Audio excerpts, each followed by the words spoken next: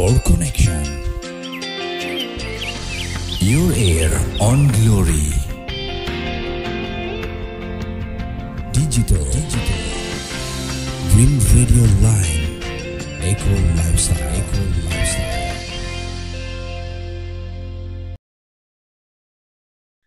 Baik, Assalamualaikum warahmatullahi wabarakatuh. Kembali lagi dengan saya Tamara Nikita, greenradioline.id. Nah, untuk hari ini kita memperingati Hari Konservasi Nasional yang jatuh pada tanggal 10 Agustus 2023. Sebelumnya kita juga mengucapkan selamat atas memperingati Hari Masyarakat Adat Internasional yang jatuh pada tanggal 8 Agustus 2023 dan juga bertepatan pada tanggal 9 Agustus 2023 ini kita memperingati Hari Jadi Riau yang ke-66 tahun. Nah, untuk itu karena hari ini memperingati Hari Konservasi Nasional, Konservasi alam nasional. ya, konservasi alam nasional. Nah, kita berbicara mengenai pemberdayaan masyarakat pada kawasan konservasi dan ekosistem hutan Bukit Rimbang, Bukit Baling.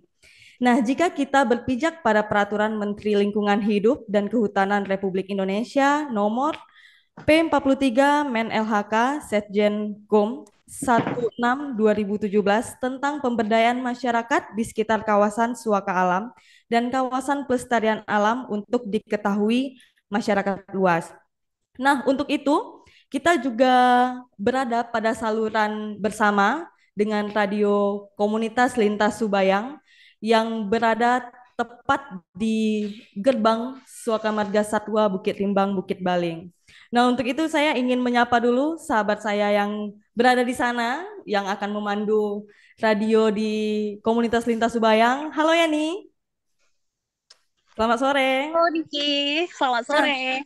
dan juga pada sore hari ini kita telah ada narasumber, spesial narasumber untuk special talk show kali ini, yaitu ada Bapak Ujang selaku Kepala Bidang Teknis Balai Konservasi Sumber Daya Alam Provinsi Riau, ada Bung Nuskan Syarif selaku Aman Kampar Provinsi Riau, dan juga di Radio Komunitas Lintas Subayang juga sudah ada Bang Rudianto Surbakti selaku Vault Manager YPK, dan juga ada dan Dani Mirta selaku Dubalang Datuk Singo, dan Pak Ujang selaku Datuk Singo. Nah, untuk itu Ada dua Ujang ya? iya, ada Ada dua dua Pak Ujang. Ujang yang berada di Rimbang Bali. Nah, untuk itu mungkin kita bisa mulai nih bincang-bincang terkait konservasi alam khususnya yang ada di Riau.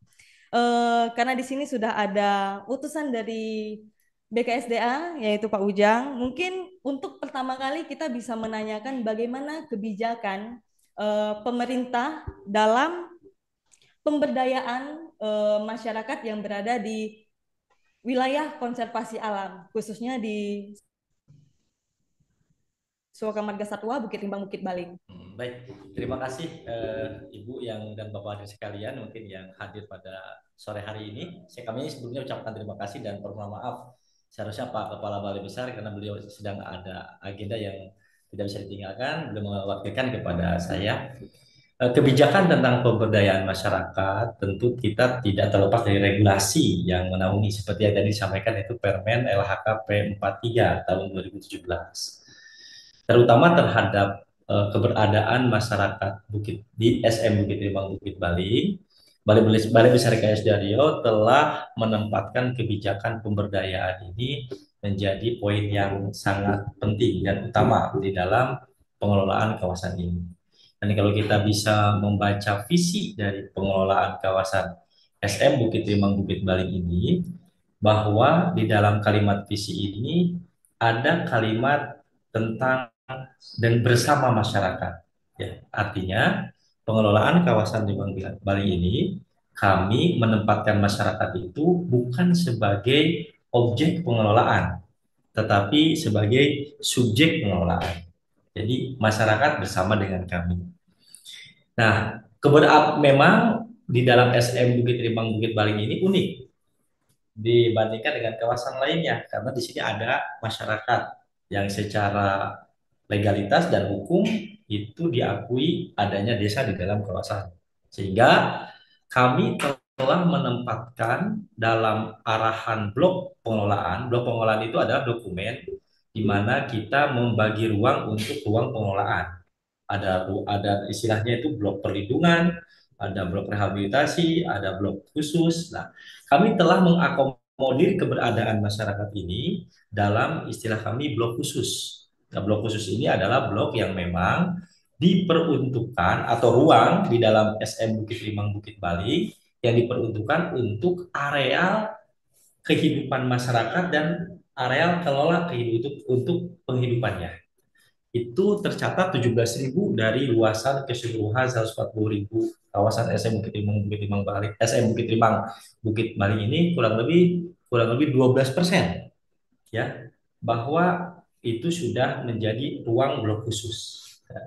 Oleh karena itu, maka di dalam konteks kebijakan pemberdayaan masyarakat yang berada di dalam SM Bukit Limang Bukit Bali dan juga yang di sekitar Bukit Limang Bukit Bali, kita juga telah menetapkan namanya rencana pemberdayaan masyarakat. Karena diamanahkan di dalam Permen P43 itu kan bahwa pemberdayaan masyarakat itu diawali dengan rencana pemberdayaan masyarakat. Dan kita telah menyusun dokumen itu untuk kawasan Bukit Limang Bukit Bali, apa yang disebut dengan rencana pemberdayaan masyarakat. Jadi dari aspek perencanaan, baik itu blok pengelolaan, rencana pengelolaan jangka panjang 10 tahun, itu semua dokumen ini mengakomodir keberadaan masyarakat. Termasuk juga detailnya lagi di dalam rencana pemberdayaan masyarakat. Ya. Kalau kita lihat misalkan di dalam Permen P43 bahwa tujuan pengelolaan itu kan sebenarnya ada dua aspek. Satu, mendorong kemandirian masyarakat, yang kedua mendorong kesejahteraan masyarakat. Nah, dua inilah kata kunci yang kita ingin wujudkan di SM Bukit Limang Bukit Bali itu adalah kemandirian masyarakat dan peningkatan kesejahteraan masyarakat. Tentu dengan tetap memperhatikan aspek-aspek kelestarian, aspek-aspek konservasi yang ada di dalam Suaka Marga Satwa ini. Karena memang diakui atau tidak, keberadaan desa itu masih menjadi bagian daripada kawasan SM Bukit Limang Bukit Bali. Mungkin demikian untuk masalah kebijakan utamanya. Oke, baik. Terima kasih Pak Ujang. Lantas tadi berdasarkan kebijakan pemerintah itu mengakui keberadaan masyarakat di dalam kawasan tersebut. Oleh sebab itu pasti ada strategi kerjasama yang dilakukan dengan masyarakat eh, untuk melakukan konservasi tersebut, melakukan pemberdayaan dengan mengutamakan kelestarian sumber daya alam. Lantas model seperti apa atau konsep seperti apa yang dibangun oleh pemerintah untuk meningkatkan konservasi itu sendiri? Baik, di dalam SM ini karena ini adalah kawasan suaka alam, regulasi yang untuk membangun kerjasama itu kan ada dua. Satu bisa dalam konteks kerjasama. Kerjasama ini ada kerjasama pemuatan fungsi, ada kerjasama strategis nasional. Dua-duanya ini di SM Bukit Bali telah kita wujudkan. Contoh, dalam rangka mengakomodir kebutuhan akses masyarakat antar desa itu, kita telah melakukan kerjasama strategis tidak terelakkan dengan pemerintahan Kampar dalam rangka membangun jalur interpretasi. Itu contoh. Yang kedua, di dalam konteks penguatan fungsi, kita telah membangun kerjasama dengan YAPK dalam rangka mendukung pemberdayaan masyarakat ini dengan yayasan YAPK yang terhimpun yang telah diprogramkan selama 5 tahun, dan salah satu dari kegiatan-kegiatan yang dibangun itu adalah dalam konteks peningkatan kapasitas masyarakat dan peningkatan ekonomi masyarakat serta peningkatan keterlibatan masyarakat di dalam upaya-upaya pengelolaan kawasan. Yaitu, kemudian bagaimana dengan masyarakat secara langsung? Kami dengan masyarakat secara langsung saat ini tidak ada kerjasama, tetapi masyarakat sekali lagi kami jadikan sebagai subjek pengelolaan, menjadi bagian daripada pengelolaan kawasan ini. Ya, walaupun saat ini misalkan di beberapa desa kita telah membentuk Bubalang. Bubalang itu adalah wujud partisipasi masyarakat terhadap upaya pengelolaan kawasan SM Bukit Bali ini. Dan kemarin kita telah bersama-sama dengan YAPK, Harimau Kita, telah melatih para dumbalang ini dengan salah satu toolnya itu Smart Patrol. Dan artinya apa? Kita akan libatkan masyarakat di dalam pengamanan kawasan, kita akan libatkan masyarakat juga di dalam aspek-aspek pengelolaan lainnya. Ya. Kemudian dalam kerjasama yang lain, misalnya, kita mendorong juga kerjasama-kerjasama yang lain untuk bisa mendukung terhadap pemberdayaan masyarakat. Dan secara internal juga kami telah melakukan juga pemberdayaan masyarakat. Contoh, kami di beberapa desa yang berada di sana telah bersama-sama melakukan upaya misalkan penanaman jernak di areal blok khusus sebagai apa? Sebagai salah satu sumber penghidupan masyarakat walaupun mungkin saat ini pengaruhnya belum signifikan, tetapi ini upaya yang sedang kita lakukan. Mungkin demikian. Oke, baik. Nah, tadi dengan apa yang Pak Ujang paparkan itu saya menangkap ada di mana Rimbang Baling ini juga memiliki satu satwa karismatik, yaitu harimau Sumatera yang berada di dalamnya. Nah, ketika di dalam suatu kawasan itu ada masyarakat, khususnya masyarakat adat, dan juga ada satwa, kalau awam mengatakan satwa liar, tapi kita selaku orang-orang yang fokus dengan lingkungan itu konservasi mengatakan bahwa dia adalah satwa karismatik. Nah, biasanya akan sering terjadi konflik ketika melihat situasi kondisi lingkungan kita saat ini. Nah, melihat situasi itu, bagaimana pemerintah melihat hubungan antara masyarakat dengan konservasi itu sendiri? Ada satu keunikan saya dibandingkan kawasan konservasi lain di Riau ini, Mas Ega. Di Limbang Baling, kalau kita catat dari data konflik interaksi negatif antara satwa liar dengan manusia, kami saat ini membahasakan interaksi negatif ya, bukan konflik, karena konflik cenderung lebih ada kategori menyalahkan salah satu pihak. Jadi kami katakan interaksi negatif. Di Rimbang Baling tercatat sangat minim sekali interaksi negatif satwa liar, terutama satwa karismatik tadi. Ya, walaupun tahun 2019, 2018 ada, tetapi itu cenderung di luar kawasan konservasi kejadiannya. Sampai ada satwa ini mati. Tetapi tercatat bahwa sangat minim sekali interaksi negatif antara satwa karismatik ini dengan masyarakat yang berada di dalam kawasan. Walaupun ketika kita melihat home range dan temuan satwa itu juga satwa ini ada di sekitar pemukiman juga. Tetapi saat ini belum pernah terjadi mungkin 5 tahun terakhir ya Pak, interaksi negatif tersebut. Malah yang ada itu yang di luar kawasan, yaitu dengan beruang misalkan di desa sebelumnya. Tapi itu di luar kawasan, saya begitu Bang. Artinya apa? Kami meyakini bahwa dengan kearifan lokal yang saat ini dibangun di tingkat masyarakat, dalam menanggapi keberadaan satwa kunci ini, masyarakat sudah terbangun sikap harmoni dengan satwa kunci ini. Buktinya apa? Karena tidak pernah ada interaksi negatif tersebut. Satu itu. Bahkan di beberapa tempat kami juga mendengar secara langsung di masyarakat bahwa mereka juga dari dulu sudah terbiasa dengan keberadaan satwa ini. Ya, jadi selama ini belum pernah terjadi interaksi negatif tersebut. Dan kami berharap juga kondisi ini tetap terus terjaga, bahkan kita ingin menjadikan ini kita angkat sebagai satu model, dan kami yakini ketidakadaan interaksi negatif itu juga karena kearifan lokal masyarakat yang saat ini sudah terbangun di internal masyarakat, khususnya di masyarakat suaka yang berada di dalam suaka marga Satwa Bukit Tinggi Bali. Oke, baik. Terima kasih Pak Ujang.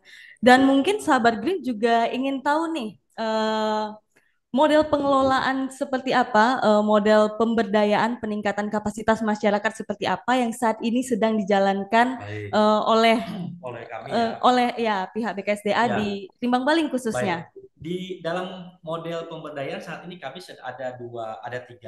ada tiga kegiatan utama. Yang pertama yang dilaksanakan oleh kami, oleh internal balai. Yang kedua yang dilaksanakan oleh mitra kami. Di sini mungkin nanti teman-temannya PK juga bisa berbicara ya.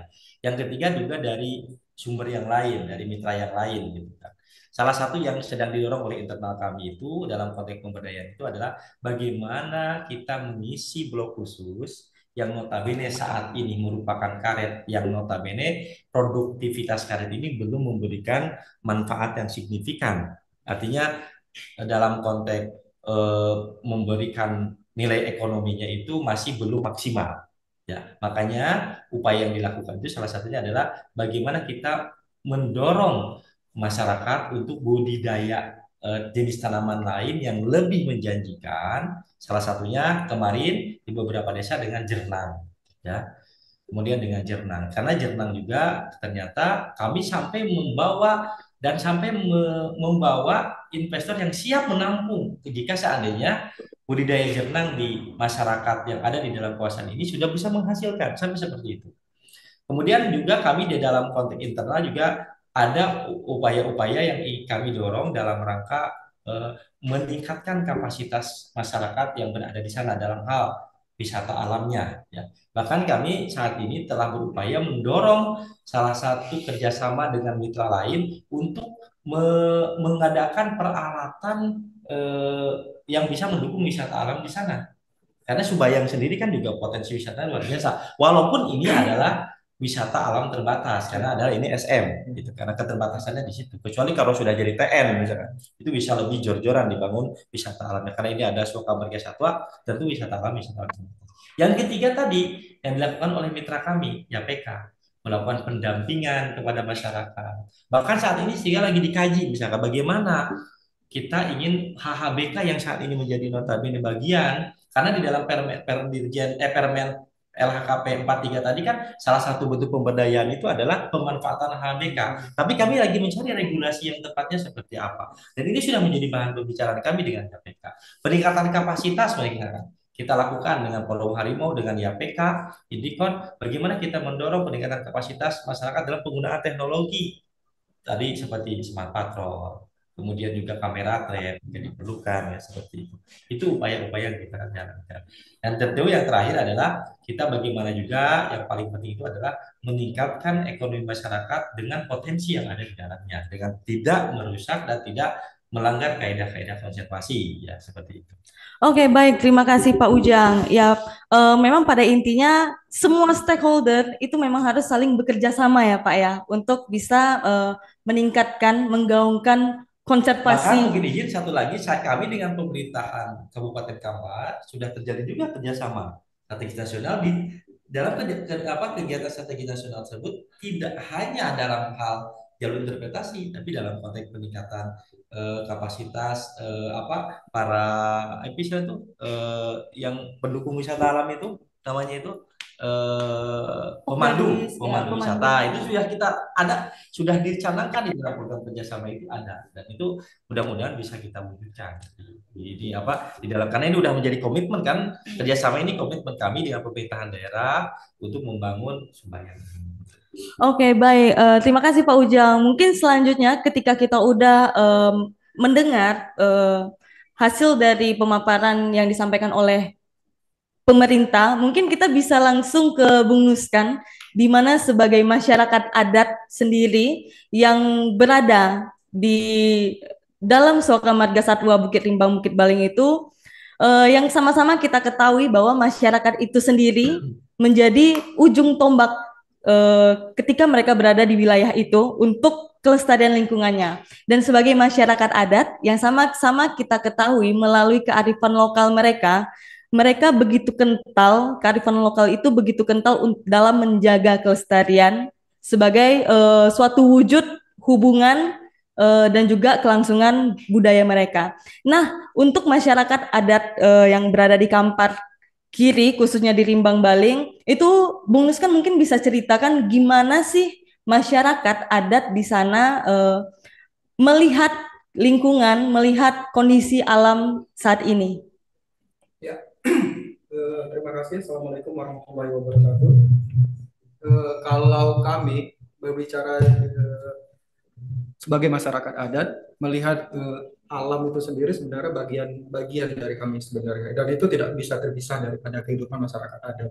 Nah, kita sama-sama mengetahui sebelum Indonesia merdeka juga ini kita sudah ada di sana dengan memiliki pola-pola perlindungan tersendiri di sana.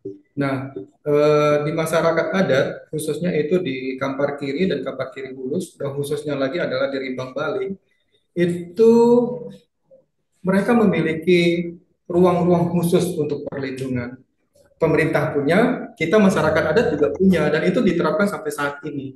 Nah, kalau di masyarakat adat, itu kan dia kan ada wilayah adatnya. Di dalam wilayah adat itu kita sudah membagi ada inti, ada pemanfaatan, ada perlindungan dan lain-lainnya. Nah, sebenarnya kalau di bahasa kami itu satu kampung itu dia memiliki 7 ruang untuk pengelolaan. Nah, yang paling bawah itu adalah pemukiman, lahan perkuburan, sekolah, pertanian, perkebunan, satu perlindungan dan baru inti. Nah, kalau intinya biasanya kita mengatakan itu dia intinya itu berada di hutan. Nah, itu Imbogano. Imbogano sendiri itu sebenarnya di dalam konsep masyarakat adat itu nggak boleh diganggu. Kalau datang ke sana itu harus izin dulu kepada datuk pucuknya. Kalau misalnya dia mengambil HHBK, hasil apapun di dalam itu, dia harus izin dulu. Nah, kalau di zona pemanfaatan, dia juga harus, anak kemenakan juga harus izin kepada para datuknya. Nah, selain di hutan, juga kami juga ada perlindungan di air. Di sungai itu ada lubu larangan, dan alhamdulillah sampai sekarang itu masih terjaga dengan baik karena kami sangat sadar bahwa kalau misalnya hutan rusak di hulu itu imbasnya ke kami juga. Hutan di atas di bukit itu habis. Kalau musim hujan banjir Golodo datang kami juga yang habis. Itu di tahun 27 di tahun 70-an itu kan pernah ada terjadi banjir besar dan itu adalah pembelajaran penting bagi kami yang di komunitas adat yang di Kampar Kiri Hulu. Nah, eh, kami sangat mendukung apa yang dilakukan oleh pemerintah saat ini dengan berbagai macam kebijakan, dengan berbagai macam perubahan-perubahan. Alhamdulillah saat ini sangat jelas perubahan-perubahan untuk pemberdayaan masyarakat di desa. Memang eh, kalau berbicara soal perlindungan, sebenarnya apa yang dilakukan oleh pemerintah yang khususnya itu BKSDA sebenarnya satu koneksi dengan kami masyarakat hukum adat. Cuman belum ketemu ring yang klik untuk itu. Mungkin bakalan sering-sering bertemu. Misalnya saat sekarang ini kan Aman Kampar itu kan khusus di Kabupaten Kampar untuk mengapakan masyarakat hukum adat dan khususnya lagi itu di Kampar Kiri Hulu. Nah, jadi eh, kita yang di Kampar ini sebenarnya juga anak kemenakannya dari komunitas adat, jadi itu nggak bisa dipisahkan. Nah, bagi kami perlindungan itu sudah mendarah daging. Bayangkan saja sampai sekarang Lubu Larangan itu walaupun nggak ada talinya cukup di situ aja kami nggak berani ngambil ikan di sana. Nah, apalagi ke hutan yang dibilang itu untuk Imbogano. Nah, kalau untuk satwa harsmatik yang di teman-teman yang perlindungan mengatakan itu ya kita sebut kalau kami menyebutnya itu datu. Nah, karena di dalam struktur adat kami itu, dia dinaikkan seranting, didahulukan selangkah dia. Jadi ibaratnya itu harimau, bagi kami itu dia datuk. Jadi kami nggak akan ganggu dia. Kami dipercaya bahwa eh, kalau kami di masyarakat itu adat itu ada dua. Satu di sungai, itu buaya, satu lagi adalah di hutan, itu adalah harimau. Apabila ada terjadi kelakuan-kelakuan di desa atau di kampung itu yang tidak sesuai, itu dua-duanya bakal muncul. Nah, jadi ibaratnya itu kalau misalnya salah satu muncul aja udah ke kampung itu pasti ada sesuatu nih di kampung. Nah, makanya ibaratnya tuh kalau untuk perlindungan kita sudah mendarah daging untuk itu. Nah, memang saat sekarang ini perekonomian masyarakat itu ibaratnya itu kan sedang down. Harga karet juga Pak Ujang sudah tahu harga karet itu kadang naik turun kadang 3.000, 4.000 gitu. Sedangkan kehidupan masyarakat di sana itu dia harus menyekolahkan anak-anaknya keluar. Karena walaupun di sana ada SMP, kan SMA kan harus keluar. Kuliah apalagi ibaratnya itu. Nah, jadi ibaratnya itu kita memang butuh pendampingan dari segala pihak untuk perekonomian alternatifnya. Termasuk yang dikata Pak Ujang itu adalah pengelolaan HBK. Karena kita sama-sama tahu di Rimbang Balik itu sangat kaya akan HBK. Kalau misalnya itu dikelola dengan baik, insya Allah tuh eh, pembalakan itu tidak akan terjadi. Nah, Aman Kampar dulu pernah di pemberdayaan masyarakat itu pernah mendampingi di tahun 2016 itu tentang pengembangan kelulut di sana. Eh, dari mulai dari Songkan Pak sampai ke Hulu terus ke Kota Lamo itu 2016 kita mulai. Nah, 2017 itu Kota Lamo itu berhenti Pak, yang pernah berhenti bebalak Pak Iya, Ujang iya. untuk itu dari hasil itu. Makanya kalau dibilang Pak Ujang itu bisa meningkatkan perekonomian alternatif itu sangat mendukung. Ibaratnya sebenarnya, Mulut ya Pak ya. iya. Nah, sebenarnya kalau masyarakat adat, ini kan sekarang kita sering ketemu tuh orang bebala begini begitu. Sebenarnya kalau ditanya baik-baik, Bapak ada pilihan lain enggak kalau bebala?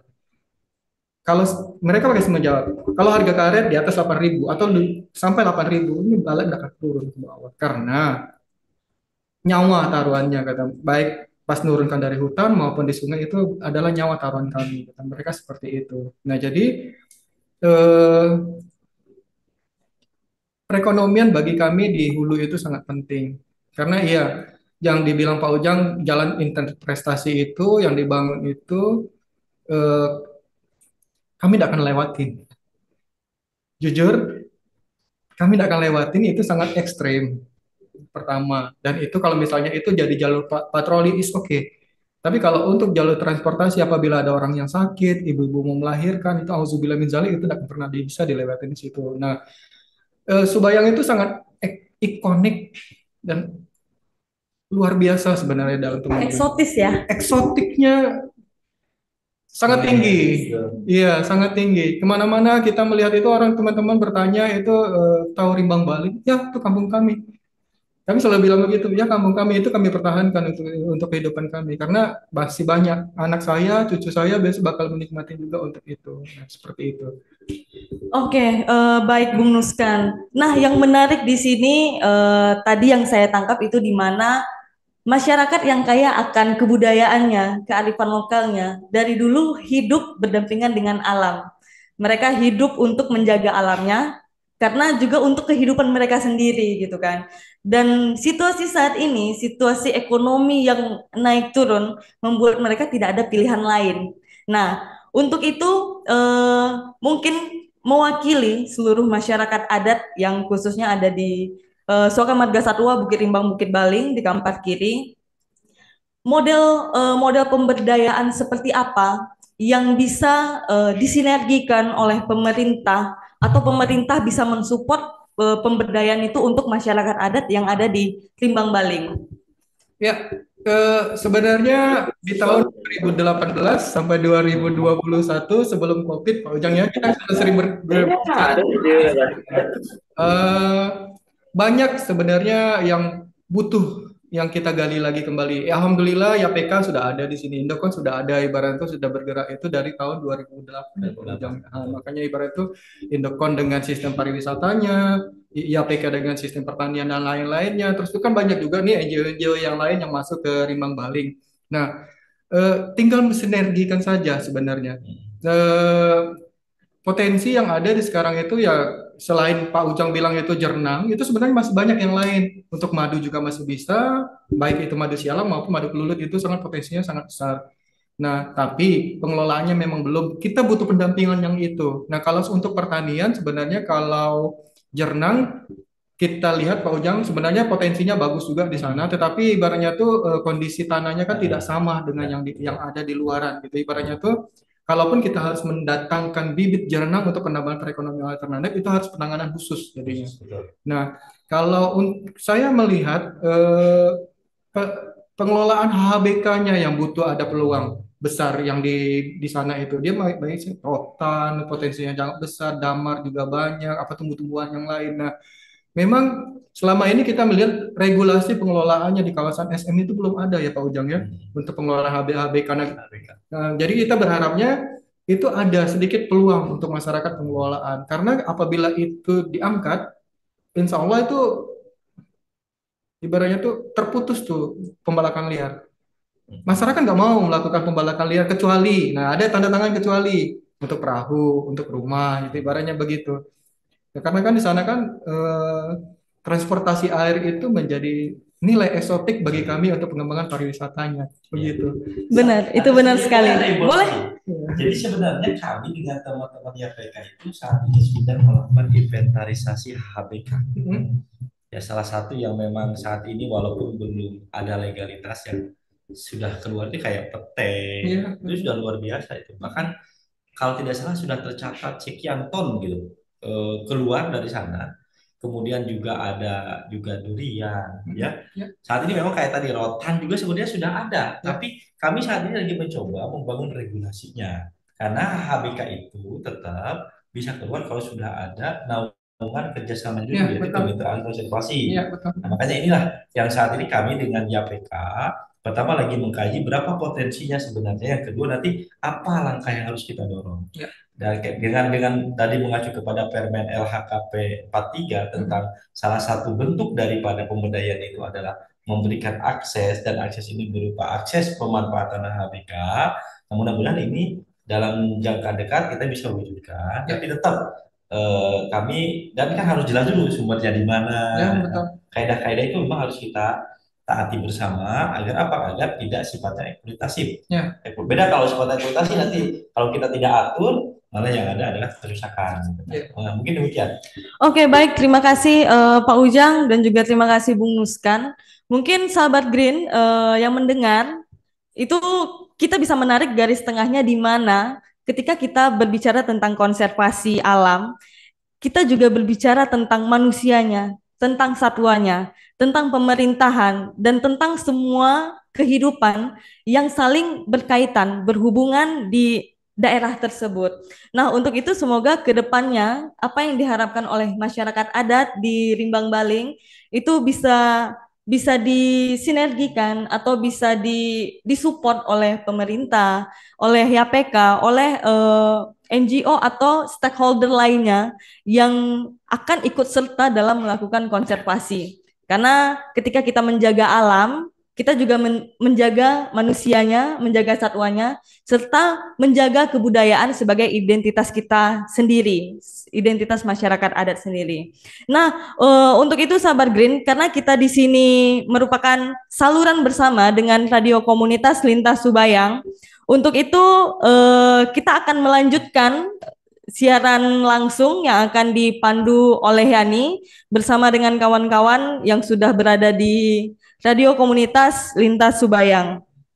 Untuk itu kepada Yani saya serahkan. Oke, terima kasih Kak Niki dari Green Radio ya. Nah, kita memasuki sesi nih untuk kawan-kawan Rakom yang lainnya untuk mendengarkan beberapa pendapat nih dari stakeholder yang ada di Limbang Baling nih. Sebelumnya kita sudah kedatangan Bang Rudi. Halo Bang Rudi. Halo Yani. Ya. Dan juga kita sudah kedatangan Datuk Pucuk nih, Datuk Pucuk Tanjung Belit, Bapak Ujang. Halo Pak Ujang, dan kita sudah kedatangan Padu Balang dari suku Datuk Pucuk nih, ada Bang Dani Mirta. Halo Bang Dani Mirta. Nah, sebelumnya kita akan memasuki sesi nih untuk beberapa pertanyaan nih kepada Bang Rudi selaku Field Manager di APK di Limbang Baling ya. Nah, begini Bang, bagaimana menurut Abang nih masyarakat di Lanskap Limbang Baling ini terlibat aktif dalam perlindungan harimaunya? Baik, terima kasih Yani. Salam sejahtera buat kita semua. Terima kasih teman-teman dari Green Radio, Mbak Nikita dan juga Dani. Salam sejahtera Pak Ujang, Bang Nuskan. Selamat sore.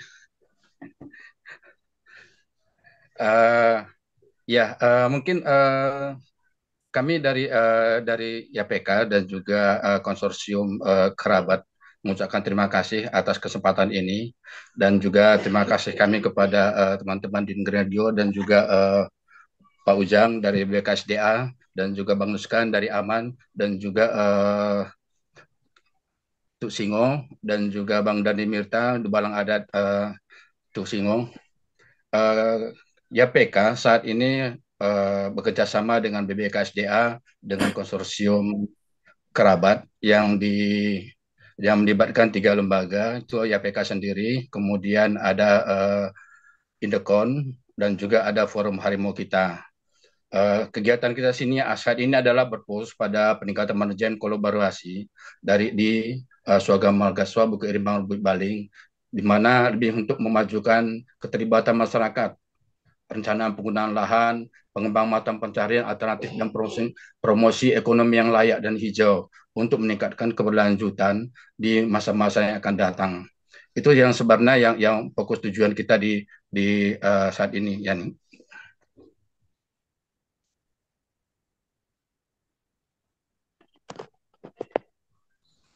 Terima kasih Bang Rudi. Nah, untuk mengenai nilai nih Bang yang terkandung dalam kegiatan tersebut sebagai Ya. hasil dari konservasi inklusifnya dan peningkatan kesejahteraan manusianya tuh seperti apa Bang? Boleh dijelaskan kepada teman-teman mungkin? Ya, baik. Memang program ini ya, terutama berfokus kepada untuk bersama-sama masyarakat di lanskap Rimbang Baling terkait aktif dalam perlindungan harimau dan mengenali nilai yang terkandung di dalam kegiatan tersebut sebagai hasil komponen dari hasil konservasi inklusif, yaitu itu pelayanan dan pengaturan untuk kesejahteraan peningkatan kesejahteraan masyarakat. Ada 3 komponen besar yang kita harapkan sebenarnya di dalam kegiatan ini, yaitu pertama itu pengelolaan habitat, yaitu partisipasi masyarakat melalui kegiatan patroli, pemantauan berbasis masyarakat yang efektif, yaitu menggunakan smart patrol seperti yang Pak Ujang sebutkan tadi. Di beberapa waktu yang lalu kita juga bersama-sama dengan BKSDA melakukan kegiatan pelatihan terhadap dubalang adat dan untuk persiapan untuk penguatan SDM untuk kegiatan patroli ini. Kemudian penciptaan mata pencaharian yang berkelanjutan bagi masyarakat di tempatan, baik di sekitar yang tinggal di sekitar zona penyangga Suaka Marga Satwa Rimbang Baling. Kedua komponen ini kita harapkan dapat secara bersama-sama itu mengatur tata kelola sumber SM Rimbang Baling yang efektif, yang mendukung di seluruh stakeholder, yang didukung oleh seluruh stakeholder lokal. Apakah itu mulai dari Nini Mama, pemerintahan desa, dan juga harapan kita adalah kecamatan dan juga pemerintahan kabupaten dan kalau BKS dia sudah pasti ya sebagai sebagai pemangku kawasan gitu ya. Itu yang harapan kita untuk untuk promosi yang konservasi harimau yang eksis dan mata pencaharian yang berkelanjutan ini di Rimbang Baling. Itu mungkin. Ya, terima kasih Bang Rudi. Nah, untuk sejauh ini Bang, sejauh mana proyek dan atau kegiatan program ini sudah berjalan Bang? Kegiatan yang konsorsium ya kerabat lakukan sampai saat ini itu yang untuk kegiatan pertama itu memang untuk mendukung pemantauan dan partisipasi masyarakat lokal itu memang sudah kita melibatkan pelatihan penguatan kapasitas untuk dubalang adat untuk di 9 desa itu mulai dari ya memang mungkin masih terbatas ya di jalur Sungai Subayang ya. Mohon maaf mungkin dari desa-desa yang di jalur Bio ya. Itu mulai dari Desa Tanjung Belit, Muara Bio sampai ke Pangkalan Serai. Itu memang kita sudah melakukan penguatan kapasitas yang untuk selanjutnya bersama dengan BKSDA kita juga sedang menyusun untuk kegiatan perencanaan patroli pelibatan masyarakat secara lokal gitu. Dan juga selain itu kita bersama-sama dengan pemerintahan desa juga berusaha untuk menyusun program perencanaan pembangunan desa yang berbasis hijau, berbasis lingkungan seperti itu. Kemarin kita juga sudah melakukan kegiatan pelatihan penyusunan RKPDes yang ya desa yang hijau bersama dengan pemerintahan kabupaten, khususnya ini PMD Kabupaten Kampar dan juga pelibatan dari teman-teman dari seluruh sektor lokal itu dengan dukungan pemerintahan desa dan juga Nini Mama. Selain itu dengan pemerintahan kabupaten terkait dengan peningkatan kapasitas dan juga untuk ekonomi dari segi ekonomi ya mungkin ya kami dari konsorsium juga yang mempunyai tim dan juga waktu dan juga yang ada keterbatasan ya untuk itu ya. Mungkin saat ini memang belum banyak yang bisa kami lakukan. Selain memang ya beberapa sudah kita ada pembantuan untuk penanaman, baik itu tanaman durian dan petai, misalnya kakao untuk di zona-zona penyangga di sekitar pemukiman seperti itu kan itu untuk peningkatan ekonomi masyarakat, juga pemampatan pekarangan ya dengan tanaman sayur-sayuran. Mungkin itu tidak bisa menambah ekonomi, tetapi harapan kita bisa untuk mengurangi pengeluaran bagi ibu-ibu rumah tangga gitu. Itu mungkin alternatif yang kita harapkan untuk yang jangka pendek dan jangka menengahnya begitu. Kemudian cuman satu lagi yang paling penting memang seperti Bang Nuskan dan juga Pak Ujang tadi sebutkan tentang HHBK. Kemarin kita juga memang sudah banyak berdiskusi dengan di BKSDA bagaimana pemanfaatan hasil-hasil hutan yang bukan kayu yang banyak di sekitar kawasan Limbang Balik. Apakah itu petai, apakah itu durian, apakah itu dengan tantangan itu kita sudah mulai berdiskusi ya gitu dengan BKSDA melihat peluang-peluang, kita sedang melakukan uji kelayakannya gitu. Apa yang akan bisa kita lakukan secara sama-sama ke depannya. Dan kemarin juga kita sudah tindak lanjuti juga termasuk ke kabupaten yang untuk pendustrian dan perdagangan. Peluang-peluang yang dapat kita kembangkan ke depan di untuk HHBK ini untuk menambah penghasilan bagi masyarakat. Dan juga saat ini selain itu kami bersama dengan konsorsium dan juga dengan dukungan BKSDA Riau itu sedang menyusun kegiatan rencana untuk diskusi bersama dengan pemerintahan desa dan juga kecamatan, diskusi ngopi bareng begitu. Kita akan merencanakan jadwal rutin untuk diskusi ini. Apa-apa yang bisa kita lakukan ke depan secara bersama-sama gitu.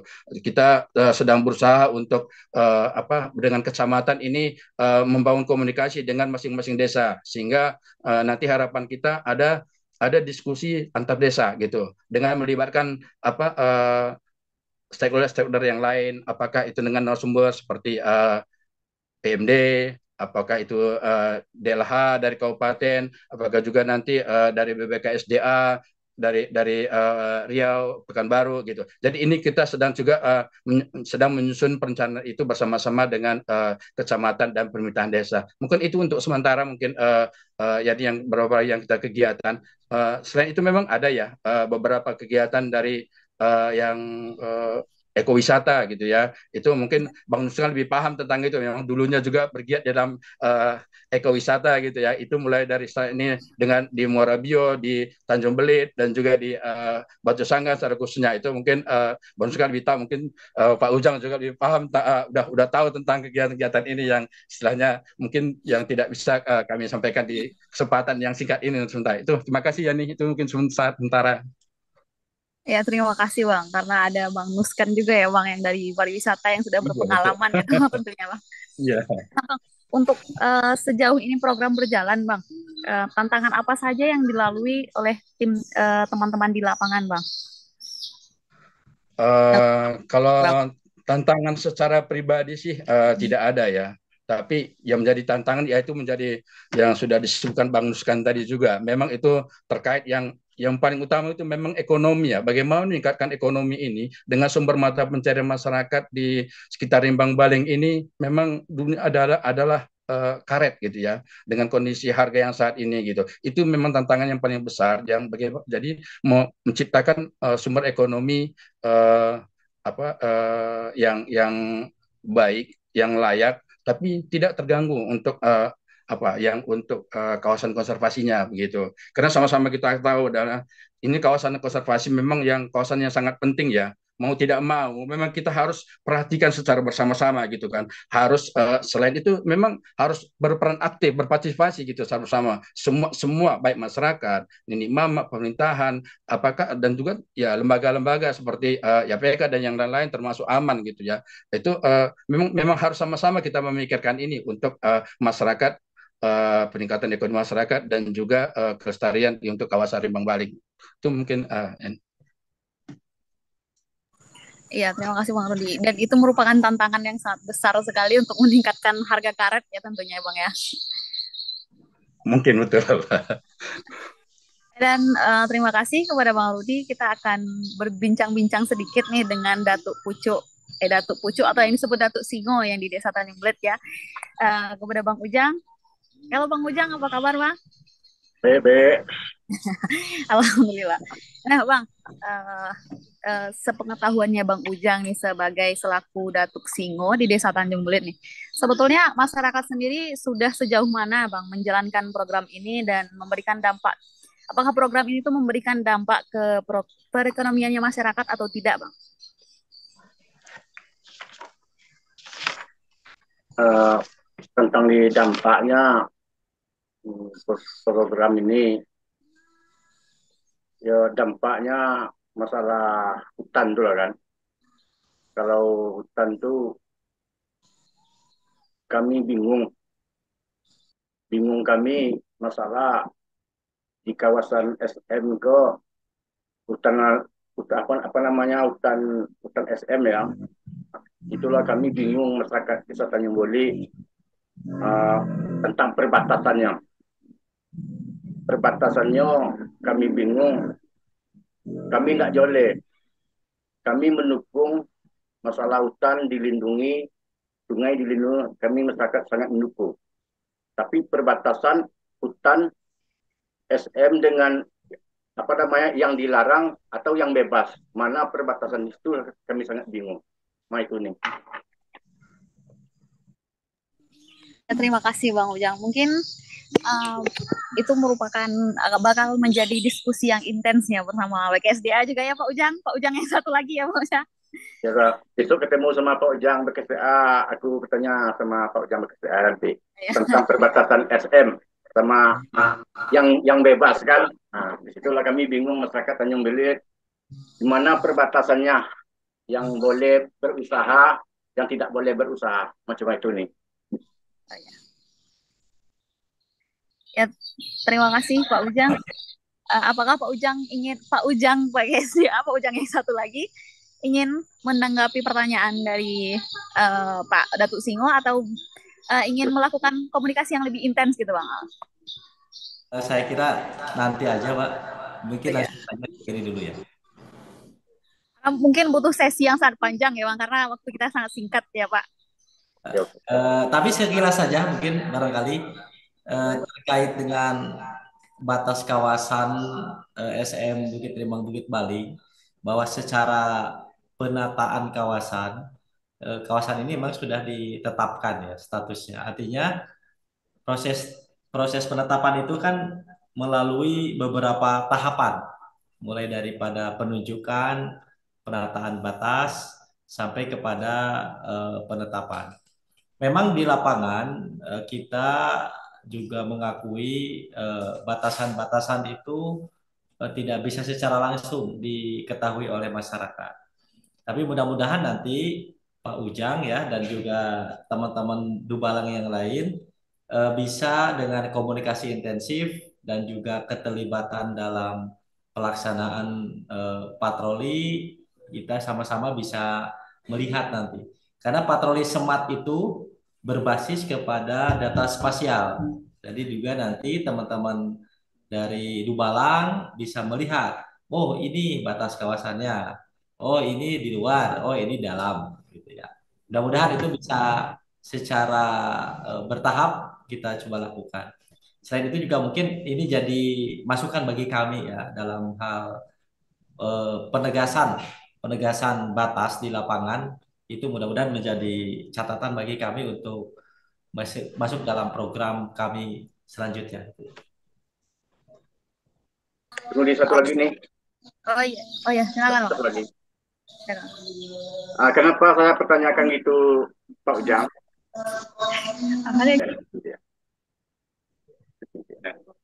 Kenapa? Karena saya tanyakan begitu Bang Ujang. Masalahnya pembuat perbatasan tapal batas, kalau nggak salah di tahun 80 pertama dibuat tapal batas. Kalau nggak salah di tahun 95 datang kehutanan dari Taluk Kuansing. Tempatnya di rumah kita. 3 orang kehutanan itu memperbarui tapal batas. Kita ikut memperbarui selama 1 bulan. Gaji kita waktu itu cuma 20.000 satu hari. Kita yang memperbarui mana tapal batas yang roboh atau yang tumbang, kita memperbarui sampai ke belakang Kuntu, sampai ke belakang apa namanya Morobio. Kita memperbarui di tahun 95. Tapi ku tengok sekarang di dalam tapal batas belakang Kuntu banyak ku tengok orang mengolah hutan di dalam kawasan.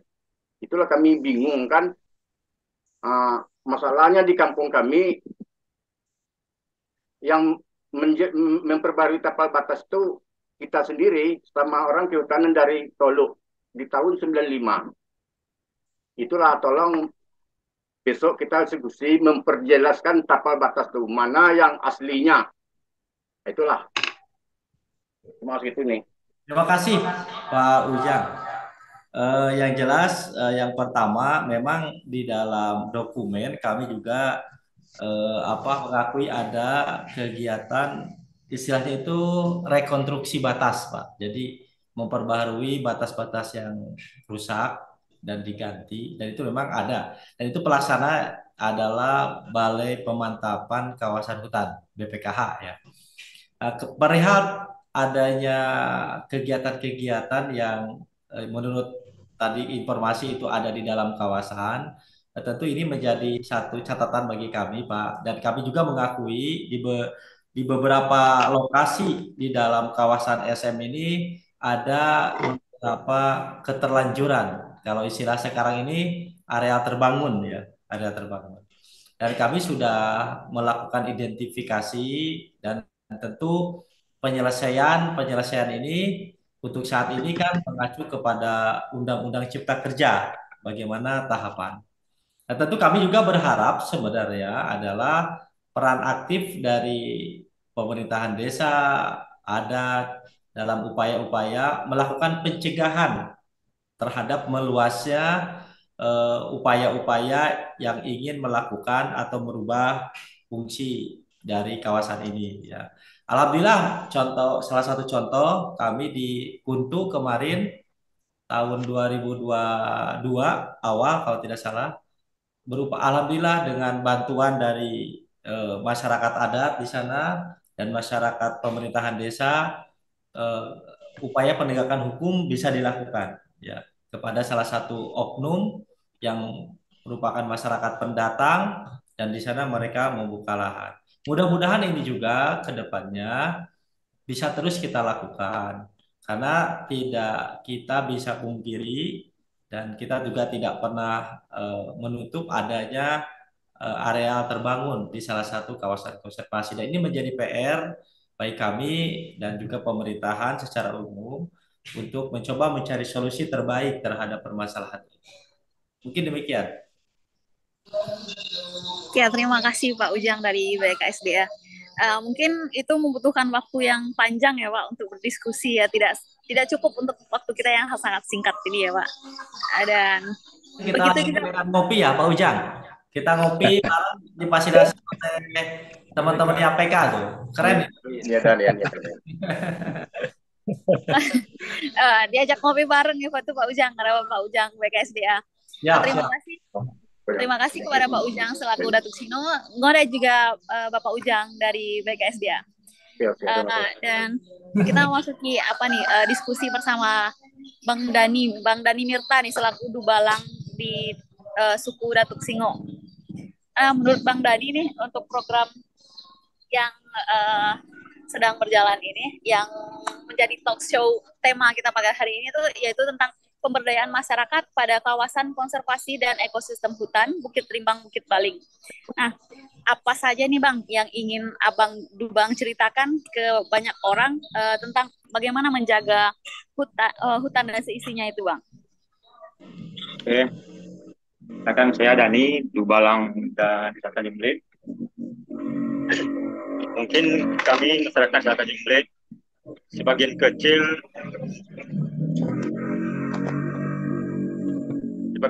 kami sudah membantu BKSDA untuk melestarikan alamnya. Contoh, kami mengadakan hutan larangan adat Batu Dinding sekitar 300 hektar.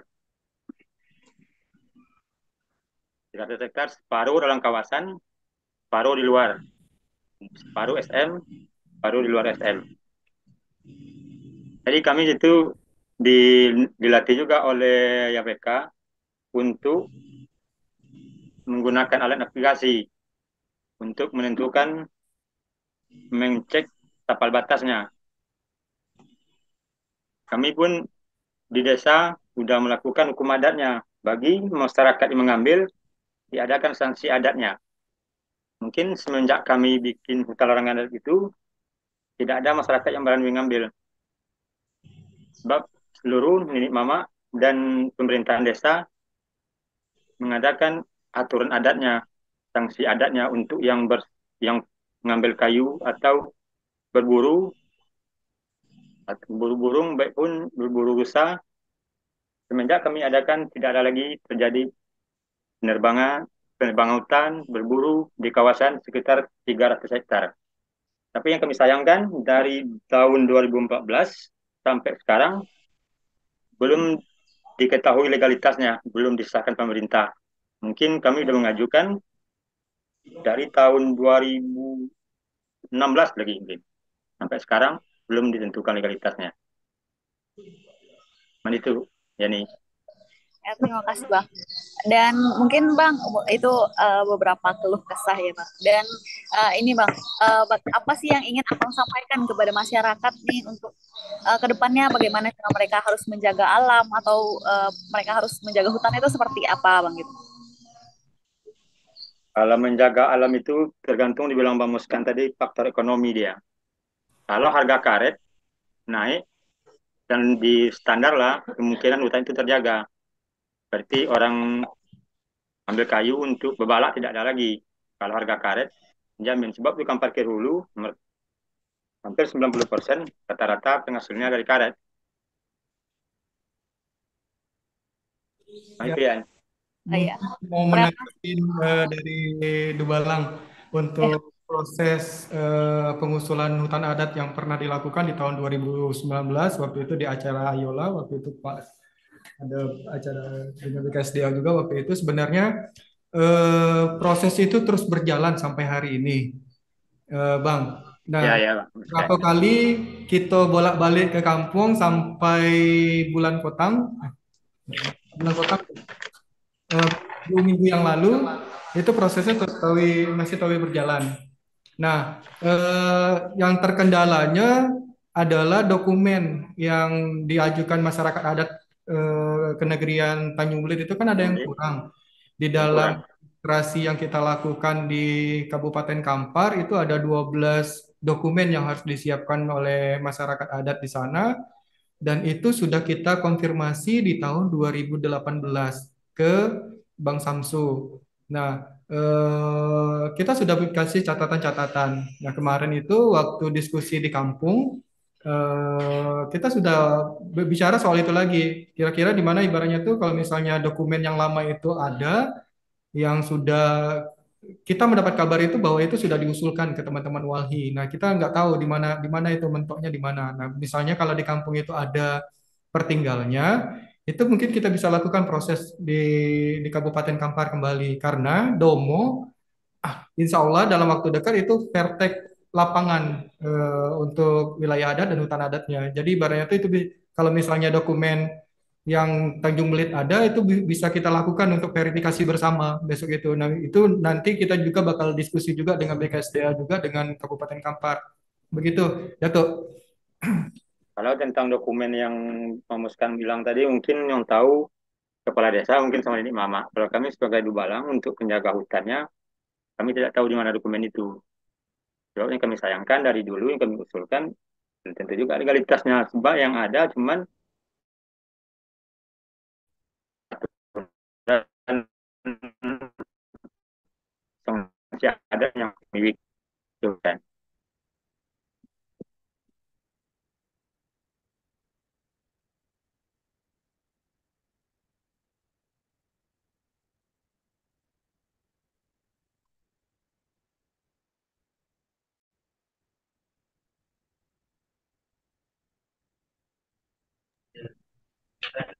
Ya, ya.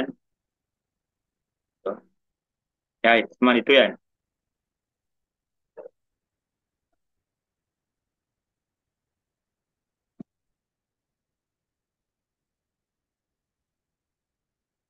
Ya, ini hilang. Tapi hilang ya. jaringannya. Atau jaringan saya? Jaringan. Jaringan.